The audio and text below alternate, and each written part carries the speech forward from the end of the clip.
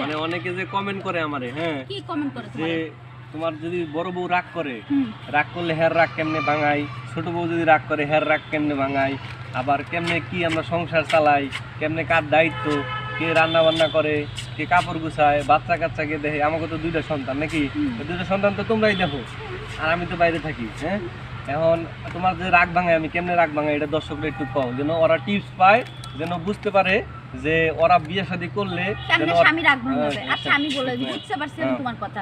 এই যে দর্শক, আমার স্বামীর পরে যদি আমি রাগ হয় তাহলে আমার স্বামী জানে আমি চা খেতে অনেক ভালোবাসি, মজা খেতে ভালোবাসি, যেমন চিপস। এই যে আজকে রাগ করছি, আমাকে চিপস এনে দেনে, কালকে এখন এনেছে, দেখেন আমার স্বামীও খাচ্ছে, দেখছেন কত খুব ভালো মানুষ। আর বেশিরভাগ হলো আমি অনেক শাড়ি পছন্দ করি, এই জন্য আমাকে শাড়ি এখন এনে দেয়। এই তিনটা জিনিসই করে আমার রাগ ভাঙানোর জন্য, আর এই তিনটা জিনিস করলে আমি আরো বেশি খুশি হই, এই জন্য আমি বেশি বেশি রাগ করি। দর্শক আপনাদের এটা কথা বলি, মনে করেন মেয়ে মানুষ হইলো নরম, নরম বুঝেন, মানে তুলার মতো নরম। ওদের মনটা দিয়ে যদি ভালোবাসতে পারেন তাহলে সব দিয়ে দিব। যেমন আমার বউ নিজেই কইলো, ও যেমন রাগ করে, ওর পছন্দের জিনিস হলো শাড়ি, তারপরে চিপস, চা, এগুলো আমি দিই, তখন ওরা অটোমেটিকলি রাগ ভাঙিয়ে যায়। আর আমার ছোট বউ আবার শপিং করতে বেশি পছন্দ করে। মানে আর্থিক সমস্যা তো একটু থাকে, যেহেতু দুই বউ পালি, তো আর্থিক সমস্যা একটু থাকে, তো সব কিছু মেনটেন কইরাই তারপরে দেখা গেছে শপিং আদার সব কিছুই করা হয়। আচ্ছা, তোমার এই যে সামনের মাসে তো আমি শাড়ি কিনে দিলাম, তারপরে তোমার ছেলের ইয়ে কিনে দিলাম, জামা কাপড় কিনে দিলাম। তোমাকে তো চাহিদা আছে, আমি কি অপূর্ণ রাখি কও?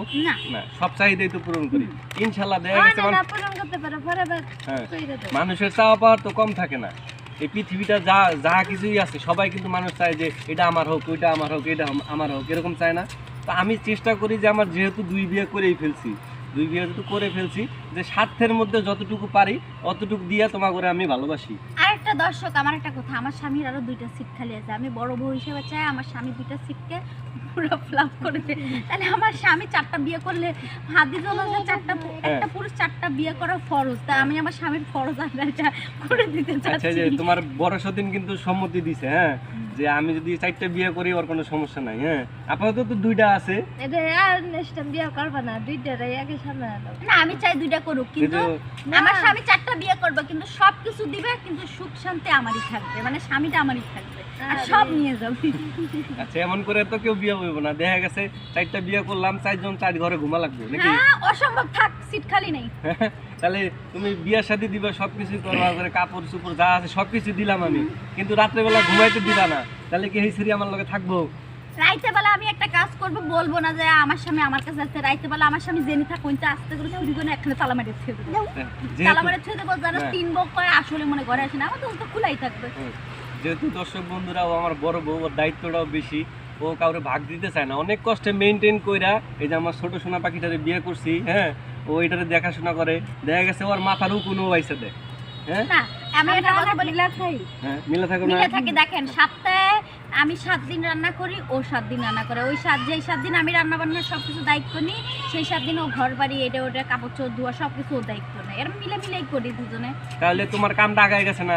যখন তুমি প্রথম তোমার আমি বিয়ে করছি, তখন তো তুমি বিয়ে করতে দিয়ে মানে বিয়ে করার পর আরেক বিয়ের সম্মতি সহজে দিতে চাও নাই। এখন যে তোমার ঘরের কাজেরই তো হেল্প হয়, আগে একজনে মিলে করতা, এখন 2জনে মিলে করো, তাহলে কি তোমাকে কাজটা আগায় গেল না? আগাই যা, ঠিক আছে, তোমার আমি আরো 2টা বিয়ে দেবো ওর মতন, যেমন ও আমার সাথে মিলে থাকে, ঘরে একটা কাজ বেশি হলে, একটা মেহমান বেশি আসলে ও হাত দেয়। আচ্ছা দর্শক বন্ধুরা, আপনারা যারা 2টা বিয়ে করতে চাচ্ছেন নির্ভয়ে বিয়ে করতে পারেন, ঠিক আছে? আমার মতো আপনারা সুখে শান্তিতে থাকবেন।